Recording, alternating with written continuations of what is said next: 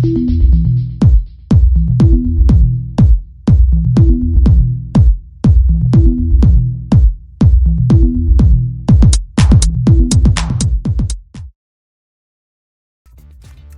buenas, bienvenidos mis queridos youtubers a su canal J Soluciones.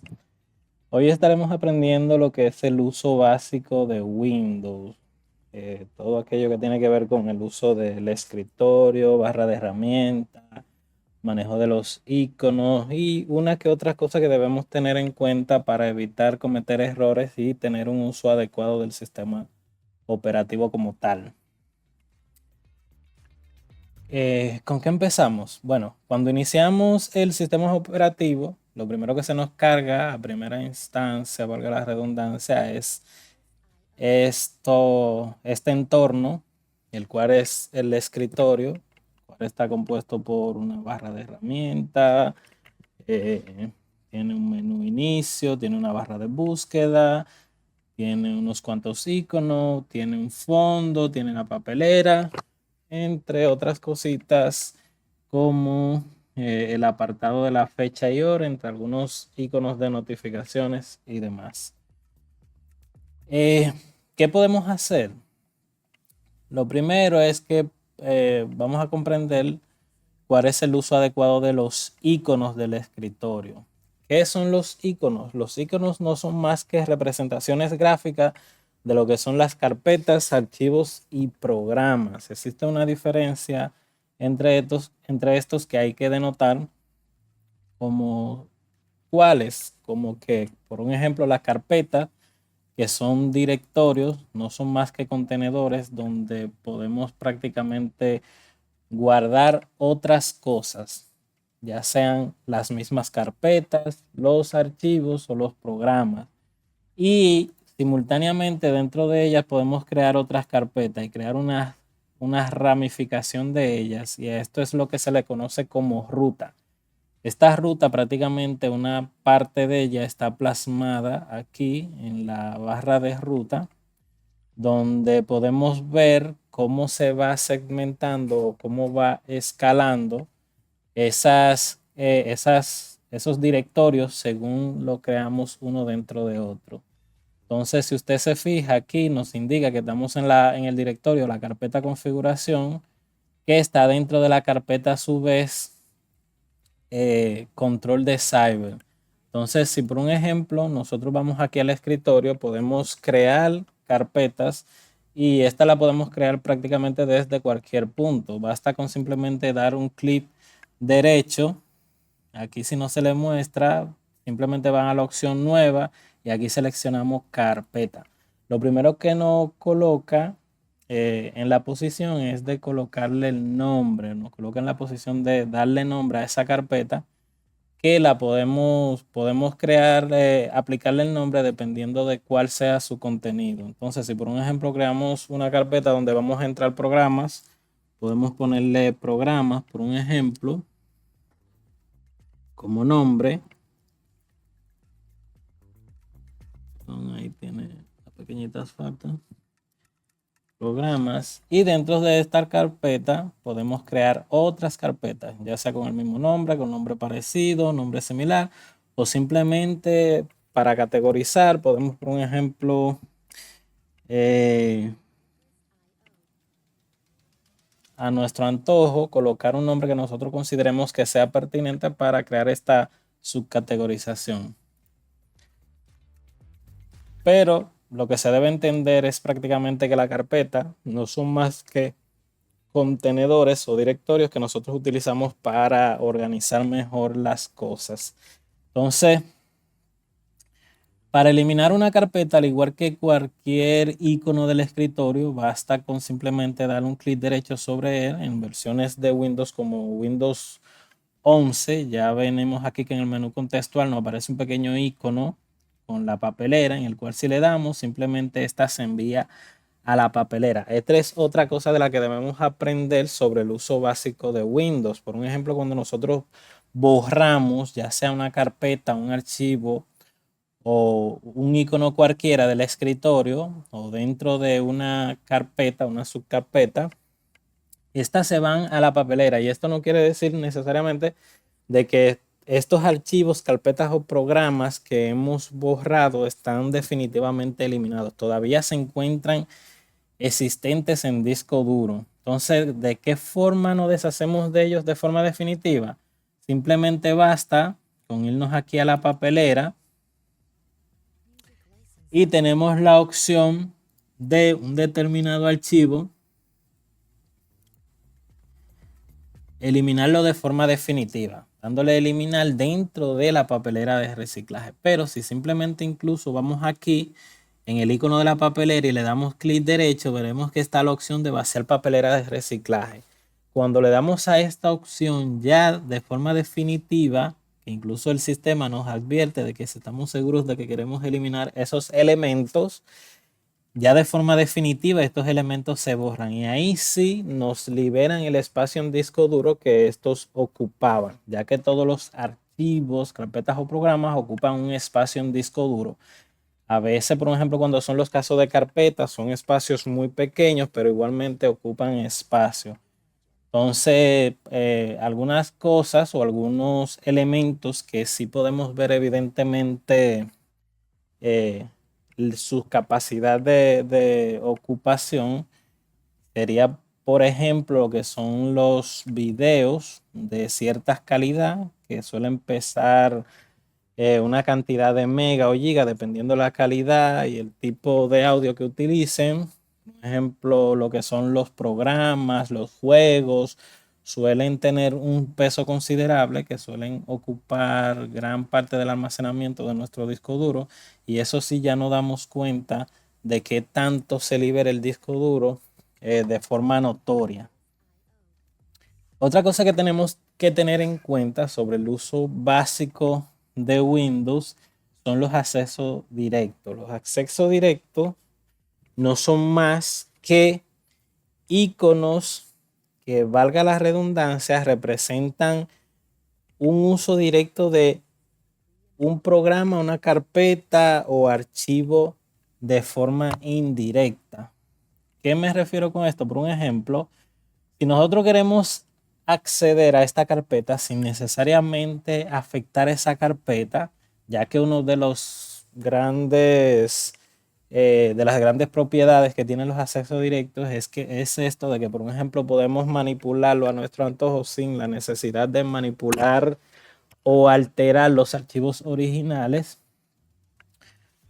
Basta con simplemente dar un clic derecho sobre aquella carpeta, icono, archivo o programa que queremos crear el acceso directo. En el dado caso aquí que no lo muestre, simplemente le damos a mostrar más y vamos a la opción de crear acceso directo. Inmediatamente le demos aquí, nos aparecerá prácticamente un icono muy parecido, casi en su totalidad, al icono del cual estamos creando el acceso directo, pero con la salvedad de que en su esquina inferior izquierda tiene una pequeñita flechita que indica que es un acceso directo. Si por un ejemplo nosotros le damos doble clic a este acceso directo, entramos y accedemos a todo el contenido que tiene la carpeta original, pero este acceso directo le podemos cambiar el nombre, le podemos cambiar las propiedades y hacer un sinnúmero de cosas que no afecta a la carpeta original. Y esta es una de las grandes ventajas de los accesos directos, que simplemente podemos acceder a los programas, carpetas o archivos originales sin la necesidad de afectarlos directamente. Entonces, si por un ejemplo por error eliminamos los accesos directos o intencionalmente, los archivos originales siempre van a permanecer intactos. Entonces, en cuanto a la barra de tarea, que es esta de aquí abajo, en ella vamos a tener el botón inicio, el cual nos despliega un menú con muchas herramientas de las cuales están instaladas en el sistema operativo, ya sean juegos, aplicaciones de redes sociales, aplicaciones de música y demás. Regularmente en este esquema se nos manifiestan o se nos muestran algunas de las aplicaciones básicas del sistema que regularmente los usuarios suelen utilizar mucho. Pero si queremos ver todos los programas que están instalados en el sistema de forma pertinente, basta con darle aquí en todas las aplicaciones y se nos va a desplegar un menú donde tenemos organizado de forma alfanumérica todos los programas que están instalados en el sistema, ya sea paquetería de Office, juegos, aplicaciones y demás. Todos se nos muestra aquí organizado de forma alfanumérica.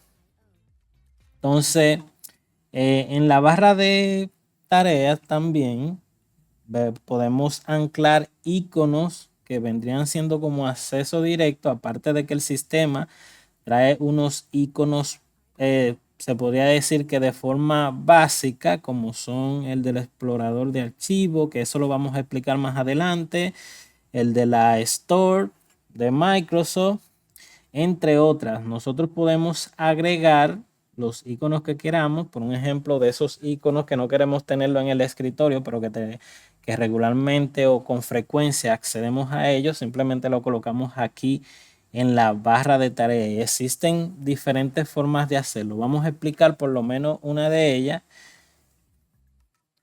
que en este caso sería, por un ejemplo, con simplemente usted arrastrar el icono de esa aplicación y soltarla aquí en la barra de tareas, ya se nos ancla. Aquí, por un ejemplo, tenemos esta aplicación abierta, pero si la cerramos, vamos a ver que el icono como quiera se queda en la barra de tareas. Este icono todavía yo no lo había habilitado en la barra de tareas y por eso es que ustedes ven que al cerrar el programa, el icono aún así se queda en la barra de tareas, ya que cada vez que abrimos una carpeta, abrimos un archivo, abrimos una aplicación, todas se van listando en la barra de tareas según estén activas, pero estos iconos de acceso directo permanecen siempre en la barra de tareas aún el programa, archivo o carpeta no esté habilitado. Y esta es una de las grandes ventajas que tenemos de tener ciertas aplicaciones o iconos anclados a la barra de tareas.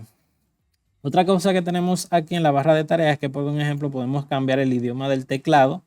Hay veces que, por un ejemplo, nuestra computadora, nuestra laptop trae un teclado en un idioma predeterminado y necesitamos a veces para usar funciones adicionales de ese teclado, necesitamos habilitar otros idiomas. Por un ejemplo, si su teclado viene en inglés y usted regularmente, bueno, su idioma natal es el español, regularmente para aprovechar ciertas funciones de ese teclado, usted tiene que cambiarlo al idioma inglés. Pero igualmente en el idioma español hay ciertos símbolos que están localizados de forma inconsciente, se podría decir, porque por un ejemplo, si imaginamos un teclado que está en español, que tiene por un ejemplo al lado de la L una ñ, en un teclado que está en idioma inglés no vamos a poder visualizar este símbolo. Pero si nosotros por un ejemplo cambiamos al idioma español y pulsamos la tecla que está al lado de la L, se nos va a mostrar la letra ñ, que es la que utilizamos en el idioma español o castellano. Y en este caso podemos aprovechar una que otra simbología que de ellas dependería el cambio de uno que otro idioma. Entonces, otra cosa que podemos visualizar, aquí en la barra de tarea es que, por un ejemplo, están algunos iconos de algunas aplicaciones que se encuentran en ejecución. Por un ejemplo, aquí como es el Bluetooth, el software de impresora, este que es un software de un mouse, son aplicaciones que se mantienen en ejecución en tiempo real. Inclusive si usted introduce una memoria USB, se muestra aquí y a través del cual podemos utilizar el icono inclusive para retirar esa memoria de forma segura, ya que cuando la memoria está introducida en su PC, regularmente se vive emitiendo constantemente por ese canal de conexión un determinado voltaje y lo ideal es que usted corte esta energía para retirar la memoria, no retirarla así de brusco, que sería la forma incorrecta. Si por ejemplo usted hasta ahora ha estado que cuando introduce una memoria simplemente la introduce, guarda lo que va a guardar y cuando la va a retirar simplemente la retira de golpe, se podría decir que ese es un mal procedimiento, ya que a las memorias siempre hay que cortarle la energía para poder retirarla, que incluso su sistema le indica que ya es seguro retirarla y de esta forma retirarla de forma segura para evitar daños tanto a la memoria como a los archivos que contenga dentro. Otra cosa que podemos aquí previsualizar, en el caso de que usted tenga un equipo portátil o tenga un equipo de escritorio con una tarjeta de conexión inalámbrica a las redes, es por un ejemplo la señal de la conexión inalámbrica, que en este caso le muestra la red a la que usted está conectado y las redes a las que la señal puede acceder por el alcance. Aquí también usted puede utilizar el icono de la señal Wi-Fi para conectarse a otras redes, configurarlo y demás. Ya teniendo en cuenta que cada vez que vamos a acceder a alguna red, en dado caso sea una red segura, nos va a pedir contraseña y demás, que si la tenemos a mano, simplemente es introducirla. Aquí también nos muestra lo que son los iconos de bajar y subir brillo, que simplemente lo podemos modificar arrastrando el mouse, dándole clic aquí a este botoncito que indica el nivel y podemos aumentar y disminuir tanto el volumen como el brillo de la pantalla. Aquí también nos muestra otras herramientas como por ejemplo el modo avión, la herramienta de Bluetooth para si queremos enviar o compartir archivos. Nos indica en el caso de un equipo portátil el nivel de carga de la batería, en dado caso si también tiene algún cargador conectado, nos lo muestra aquí con un pequeñito icono que indica conexión y podemos ver también el apartado de lo que tiene que ver con la hora y la fecha y adicionar a esto el icono de notificación. Y esto sería prácticamente lo más pertinente en cuanto a la barra de tarea. Otra cosa es que, por ejemplo, aquí tenemos la barra de búsqueda, que es algo que no se nos puede olvidar porque es una herramienta bastante potente que tiene el sistema a través del cual podemos buscar cualquier cosa simplemente colocando el nombre. Por un ejemplo, ahora mismo yo tengo enlistado algunas de las aplicaciones con las que me he manejado recientemente, que incluso aquí lo indica que esas son aplicaciones recientes, pero si nosotros, por un ejemplo, vamos a suponer que no tengamos aquí enlistado el programa Mónica y queremos buscarlo, simplemente basta con colocar la letra, las primeras letras del nombre del programa e inmediatamente nos aparece enlistado y simplemente con darle un clic accedemos a él. Entonces, en cuanto a otras de las cosas básicas que tenemos que tener en conocimiento, es que he visto muchas personas que cometen el error de manejar los que son los menús y los iconos de forma parecida o igual. Y esto es un grave error.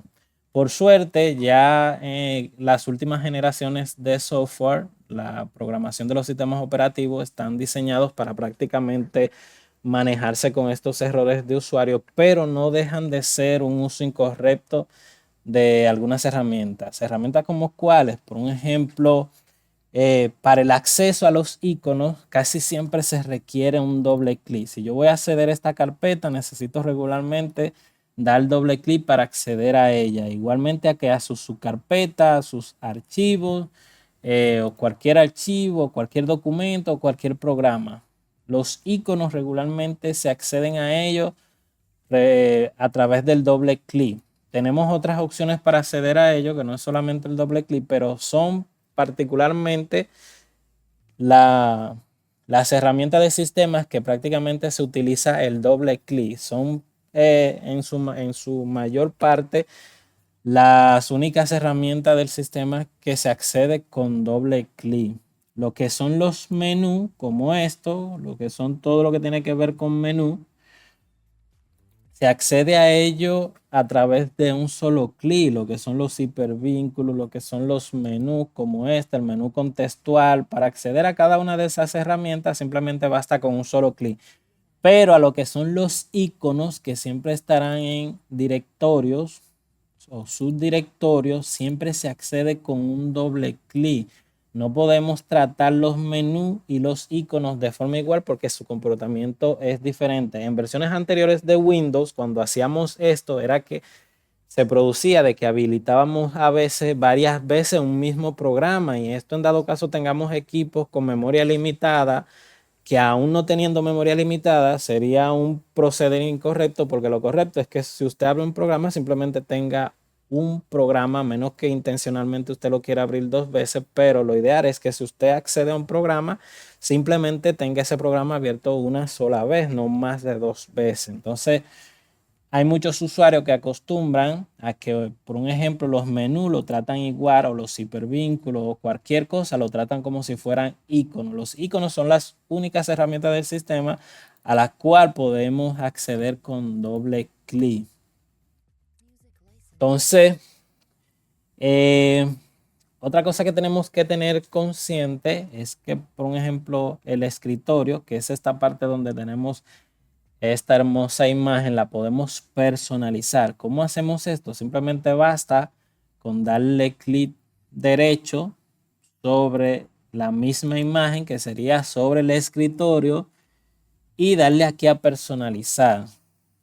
Si vemos aquí, claro, en versiones anteriores de Windows esto se hacía de forma diferente, ya que incluso en versiones de Windows como Windows 8, Windows 7, Windows 8.1, entre otras, teníamos la opción de poner incluso carruseles de imágenes de forma básica. No es que no se pueda hacer aquí, aquí también lo podemos hacer, pero regularmente en versiones anteriores de sistemas operativos, la administración de imágenes del escritorio tenían otras personalizaciones. Aquí, en este caso, basta con simplemente darle un clic a la imagen que queremos poner en el escritorio y inmediatamente esta se coloca. Si podemos ver aquí, esta se coloca sin problema. Y así con cualquier imagen que queramos aplicar. En dado caso, queramos aplicar una imagen en específico que no sean unas que de esta que está predeterminada del sistema. Por un ejemplo, podemos darle aquí a fondo y buscar una carpeta donde haya un conjunto de imágenes que usted crea que sea pertinente para mostrar en su escritorio. Y simplemente basta con seleccionar esa carpeta y darle aquí a elegir carpeta. Y esas imágenes estarían presentando cada cierto tiempo en el escritorio, cambiando. En dado caso usted elija una carpeta que tenga más de una imagen. Si le da, si por un ejemplo buscamos aquí, vemos que está el intervalo de que cada tiempo se va a presentar o va a cambiar esas imágenes. O sea, yo tengo aquí una imagen de fondo y aquí me indica que cada 30 minutos va a cambiar a la próxima imagen y va a ir cambiando cada 30 minutos a imágenes diferentes hasta abarcar todas esas imágenes que están en esta carpeta básica del sistema operativo. Y podemos seleccionar una que otra de estas opciones según sea pertinente, según nosotros consideremos. Podemos seleccionarla aquí, activarla o simplemente dejarla así como está. Eso en cuanto a la personalización del escritorio. Si por ejemplo nosotros queremos saber la capacidad de nuestro equipo, entre algunos datos pertinentes con respecto al equipo, basta con ir al icono de mi equipo, que en sistemas anteriores, por un ejemplo, tenía como nombre mi PC o PC, pero era un icono siempre característico. Basta con usted simplemente darle un clic derecho e ir al botón de propiedades. En el botón de propiedades vamos a tener aquí un conjunto de datos que hablan de lo que tiene nuestro equipo. A primera instancia en esta línea tenemos por un ejemplo lo que es el nombre del equipo, tenemos el procesador que este está utilizando, que en este caso es un Intel Core i5 de octava generación. cuánto tiene de memoria RAM, cuánto tiene de almacenamiento, incluso algunos datos pertinentes del dispositivo, como versiones del sistema operativo y demás. En este caso, simplemente muestra lo que es un ID del equipo, porque es un equipo portátil, cuánto tiene de RAM, cuál es el procesador y el nombre. Entre otros apartados lo podemos consultar directamente. Si por un ejemplo le damos doble clic, podemos ver directamente, ya que es el icono de la PC, podemos ver cuánto tenemos en disco duro de almacenamiento, cuánto es el almacenamiento total, cuál es la capacidad ocupada, que es regularmente lo que indica aquí en color azul, y en color en blanco, cuál es el espacio que aún tenemos disponible. Y cuando este ya se está llenando, que queda poco espacio, este colorcito azul cambia a rojo, indicando de que nos estamos quedando sin espacio. Tenemos siempre que tener consciente de que cada vez que nos queda poco espacio en el disco duro, tenemos que ir pensando cómo buscar la forma de pasar estos archivos a otro sistema de almacenamiento para liberar espacio, ya que si llegamos al punto de saturar por completo el disco duro, algunas que otras funciones del sistema operativo no podían funcionar de forma adecuada. ¿Qué otra cosa tenemos que tener en cuenta como básico?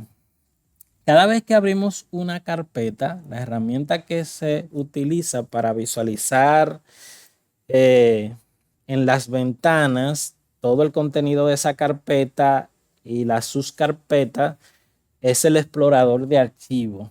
Y aquí el explorador de archivos, el cual es una super herramienta del sistema operativo para poder navegar de una carpeta a otra y poder ejecutar de forma satisfactoria todos nuestros archivos, ya sean de juegos, programas, videos, canciones y demás.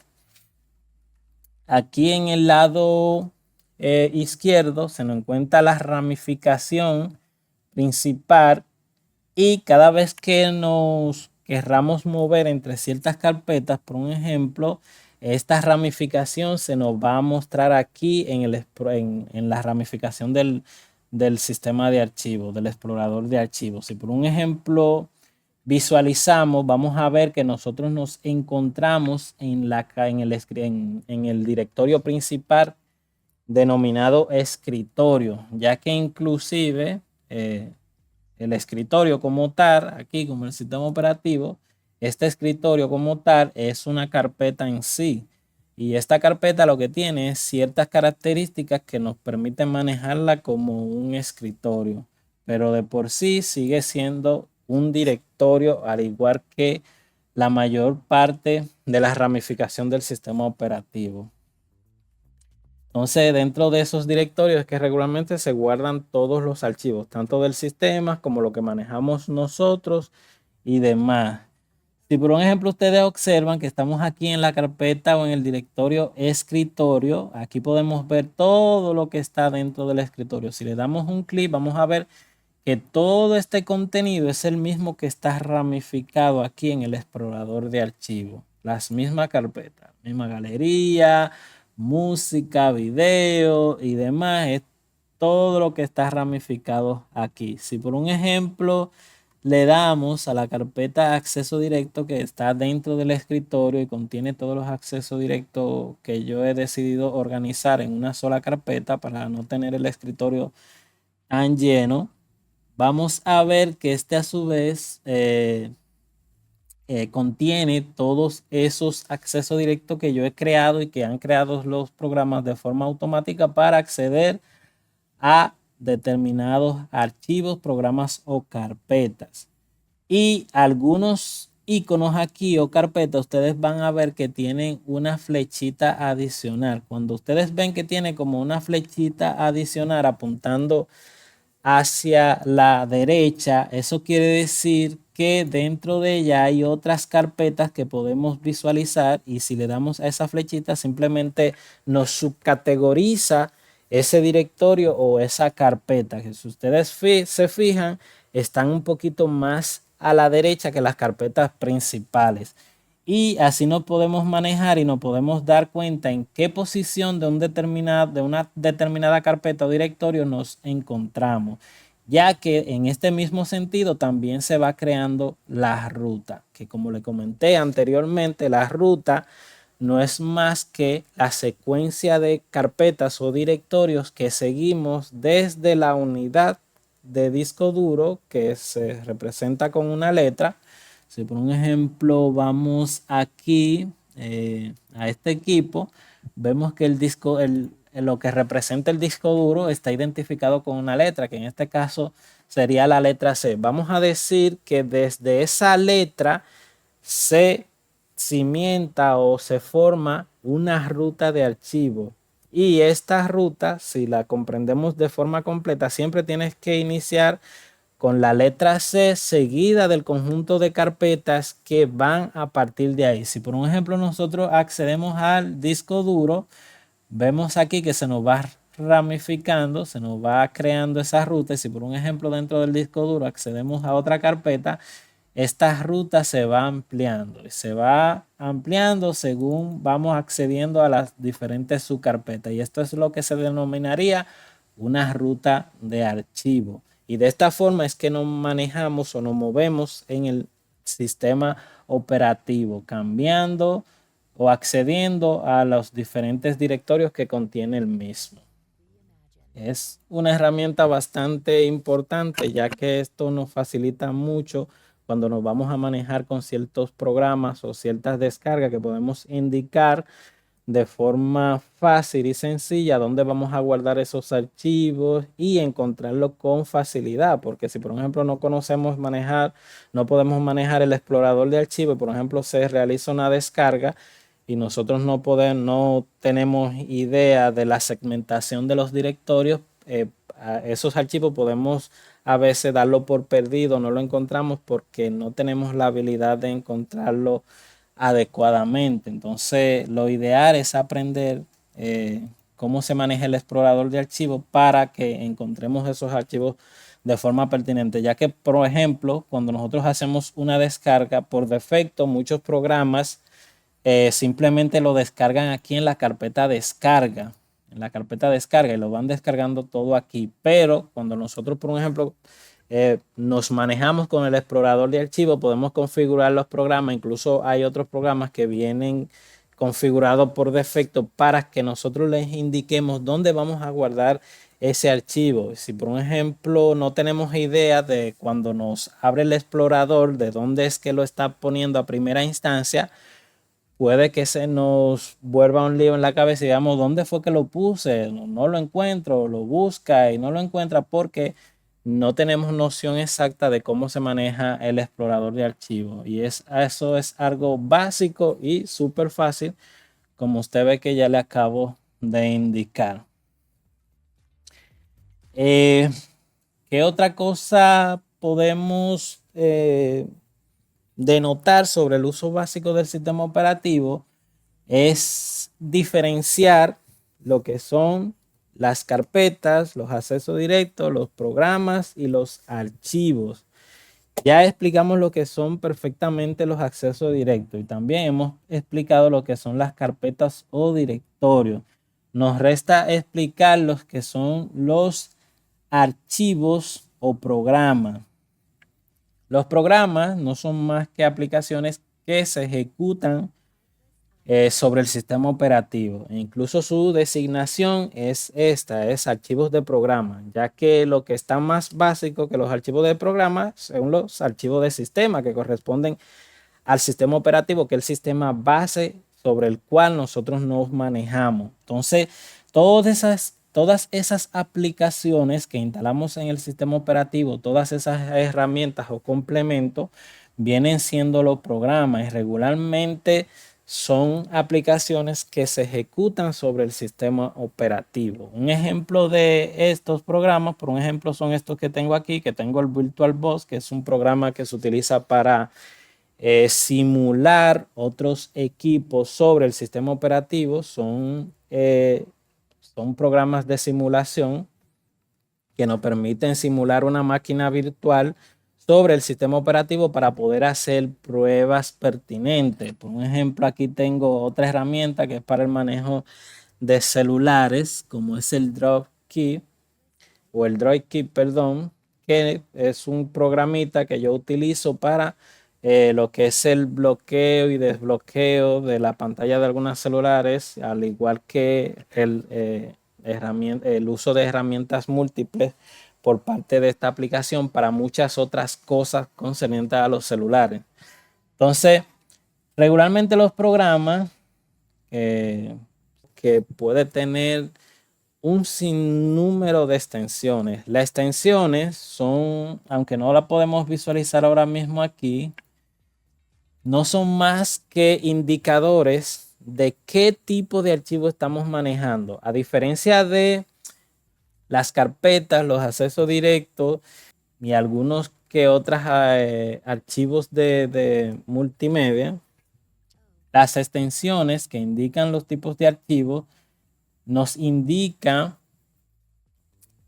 valga la redundancia, qué tipo de archivo es el que estamos manejando. Por ejemplo, lo que son las imágenes, lo que son las músicas, lo que son los videos, tienen determinadas extensiones y estas extensiones son lo que designan qué tipo de archivo es. Por un ejemplo, un programa regularmente que son ejecutables de aplicaciones tienen extensiones del tipo exe que van acompañados del nombre del archivo.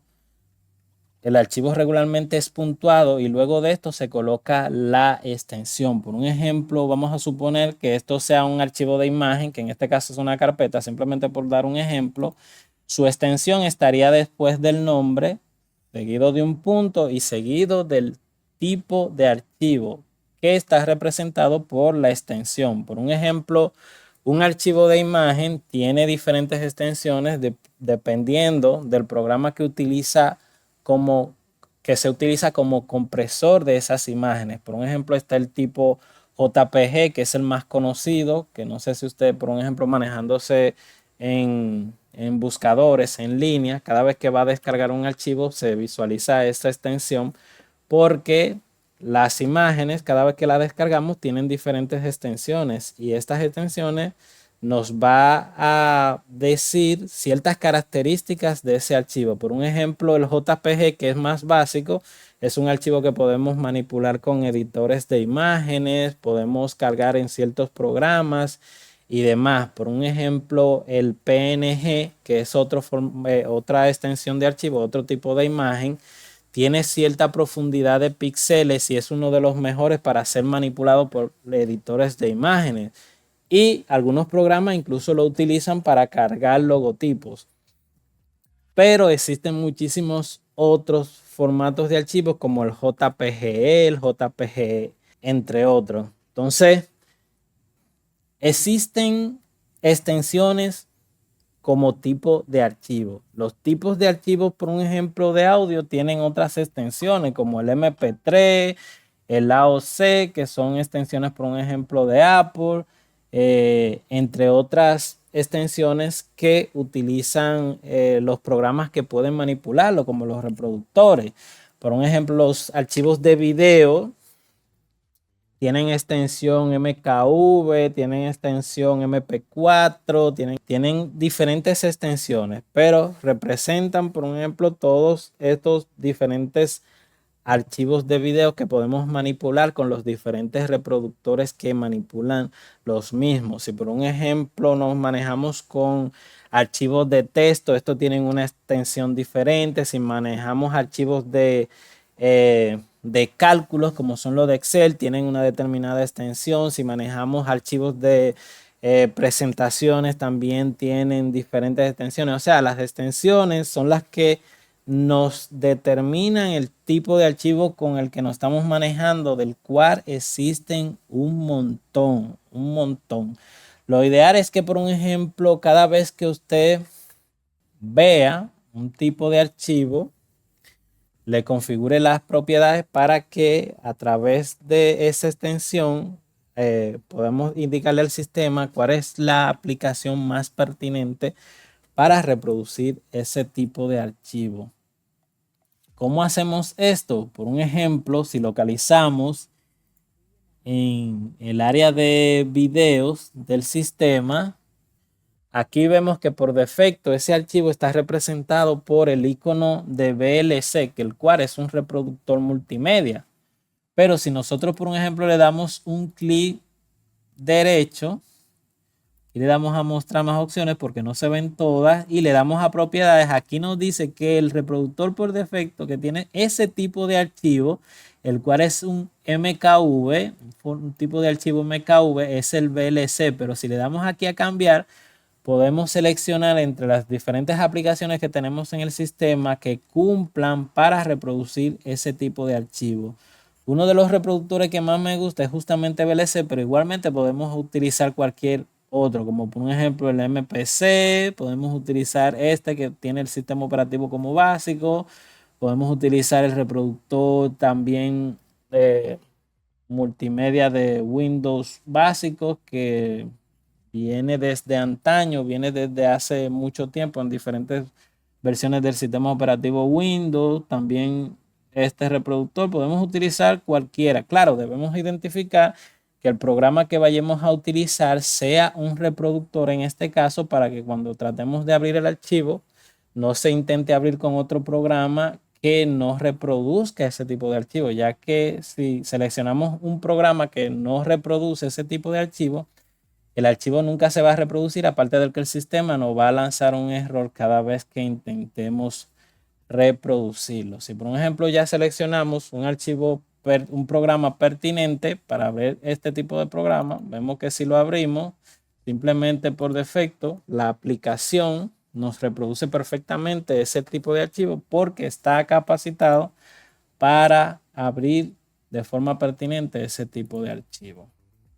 Y esto lo podemos hacer con cualquier otro tipo de archivo, ya sea un archivo de música, un archivo de video, un archivo de texto, un archivo de un PDF. Podemos seleccionar qué programa queremos que abran esos determinados archivos. ¿Qué otra cosa tenemos que tener consciente sobre el manejo básico de nuestro sistema operativo? Es que en el panel de control, se encuentran muchas herramientas básicas para lo que es la manipulación de algunos apartados del sistema operativo, que uno que otros de ellos tenemos que tener consciente cómo utilizarlo, como cuál, como el de instalar y desinstalar programas. Ya que si por un ejemplo nosotros instalamos programas, estos para instalarse llevan una secuencia de instalación, extracción, copiado y demás, que regularmente, a menos que nosotros vayamos a la carpeta raíz, que para eso tenemos que conocer dónde está instalado ese programa y le eliminemos todo con respecto a ese programa, sería la única forma de hacerlo de forma efectiva. Pero tenemos que también tener consciente de que hay algunos programas que modifican el registro del sistema. ¿Qué quiere decir esto? Que modifican ciertas características del sistema para que el sistema tome ciertos parámetros a la hora de iniciarlos, que por un ejemplo se inicien cuando inicie el sistema, que tome en consideración ciertos parámetros para poder ejecutarse, y esas cosas no las podemos modificar si simplemente eliminamos la carpeta raíz de golpe. Entonces, lo ideal es que nosotros borremos de forma pertinente o de forma adecuada ese programa. Que regularmente se hace de forma adecuada es cuando se desinstala a través del panel de control de la herramienta de instalación y desinstalación del programa. Ya que ahí cuando lo desinstalamos por esta vía, todas las modificaciones que implican este programa se revierten. Y en ese sentido, ya no dejamos cabos sueltos, por decir así. Entonces, si vamos aquí al panel de control, que no siempre tenemos este icono en el escritorio, tenemos que en dado caso no lo tengamos, habilitarlo. Si vamos aquí al panel de control, a la sección de programa, instalación y desinstalación, aquí vemos que tenemos enlistado todos los programas que tenemos instalados en el sistema. Y simplemente basta para ustedes instalar un programa con darle un clic derecho y darle a desinstalar. Ahí inmediatamente usted le dé a desinstalar, se va a ejecutar. Aquí le dice, le pregunta el sistema que si usted quiere, está seguro de que va a desinstalar ese programa. Yo no lo voy a desinstalar, pero en dado caso usted lo quiera desinstalar, simplemente le da que sí y se va a ejecutar el asistente de desinstalación de ese programa, que va a hacer todos los cambios pertinentes para que de ese programa no queden ni siquiera rastros en el sistema operativo. Entonces, en cuanto al uso básico de las últimas herramientas que deseo aquí mencionar, es por un ejemplo lo que es la organización de los iconos, que es algo que también tenemos que tener consciente, que basta con darle un clic derecho sobre el escritorio y nos va a mostrar las diferentes herramientas que podemos ejecutar concerniente al escritorio. Ya por un ejemplo abordamos lo que fue la opción de personalización, que también tenemos el apartado de la configuración de la pantalla, que esto es para la resolución, para cuando tiene que ver con la resolución, la orientación de la pantalla, el brillo. Si por un ejemplo tiene algunas tecnologías como la HDR, que eso es una tecnología que se está implementando más ahora en las últimas generaciones para muestreo de imágenes o secuencia de imágenes. La escala, que esto no implica es el tamaño prácticamente que queremos que se muestre o el porciento del tamaño que queremos que se muestre concerniente a la pantalla completa. Si por un ejemplo nosotros le decimos que queremos un 100%, si usted se fija, todo se va a reducir a un 100% porque se reduce en cuanto a la resolución de la pantalla. Si por un ejemplo vemos que los iconos están muy pequeños y queremos que sea un poquito más grande, podemos aumentar el porciento para que sea un poquito más mejor visualizado.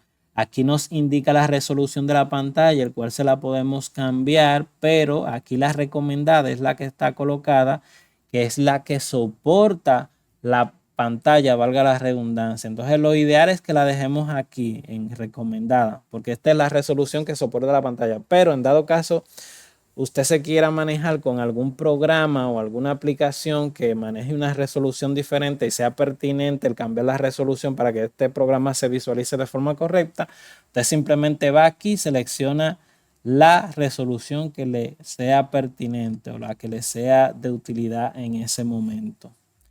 E inmediatamente usted la selecciona, toda la pantalla cambiará a esa resolución. Entonces, concerniente a los iconos, por un ejemplo, aquí tenemos la opción ver, que eso tiene que ver simplemente como cómo visualizamos los iconos en el escritorio. Y aquí tenemos la opción de visualizar los iconos grandes, de visualizar los iconos medianos, pequeños, entre unas que otras pequeñas opciones que regularmente no alteramos con frecuencia. Si por un ejemplo aquí utilizamos la de los iconos grandes, vemos que los iconos se nos ponen enormes. Esto es para el caso de que usted por un ejemplo tenga algún problema visual y desee que los iconos se vean con bastante proporción, y todo esto lo pueden manipular a su antojo. Puede hacer que los iconos se vean más pequeños, incluso que lo de la visualización estándar. En cuanto a la ordenación, tenemos en el mismo menú contextual del escritorio que podemos ordenarlo por nombre, por tamaño, por tipo y por fecha. Y en cuanto a estas opciones, ya usted las selecciona según usted sea conveniente. Yo soy del tipo de persona que, por ejemplo, a mí mismo me gusta organizar mis iconos teniendo por entendido de que casi siempre me gusta que el icono de mi PC esté aquí como icono principal, seguido del icono del panel de control, seguido a su vez por la carpeta de usuario. Ya todo lo demás, todas las demás carpetas, todos los demás iconos pueden ir prácticamente casi en cualquier orden debajo de estas tres principales. Y el icono de la papelera casi siempre me gusta tenerlo aquí en esta esquina, para tener como un orden más adecuado hasta cierto punto, porque es como usted decir, usted no tiene en la vida real una papelera mezclada con todos sus archivos, equipos y demás, sino que usted lo tiene regularmente en un punto en específico para cada vez que usted necesite botar una basura o algo, usted simplemente lo echa ahí en ese punto en específico que suele estar apartado de todo lo demás, suele estar en una esquinita del escritorio y así sucesivamente. Por eso no me gusta mezclar el icono con lo demás, porque me gusta siempre tenerlo ahí. Ya yo sé que cada vez que voy a vaciar la papelera o a extraer algún archivo que eliminé por error, simplemente ya tengo aquí la papelera, no tengo que por alguna organización que haya cometido o que estos iconos se incremente el número, se incremente su número, que tenga que buscarlo a primera instancia, porque ya yo sé que está aquí y accedo de forma oportuna y rápida a él. Si hay algún apartado que no he abordado, quisiera que me lo dejen saber en los comentarios para así posiblemente hacer un segundo video abarcando todas esas partes que no abordé en esta ocasión, pero por ahora creo que esas son las partes más básicas con respecto al uso básico del sistema operativo. Si te gustaría seguir viendo este tipo de contenido, no olvides pasearte por el canal. Si te gustó el contenido de este video, no olvides dar tu like, no olvides activar el icono de las notificaciones para que así YouTube te avise cada vez que suba contenido de este tipo.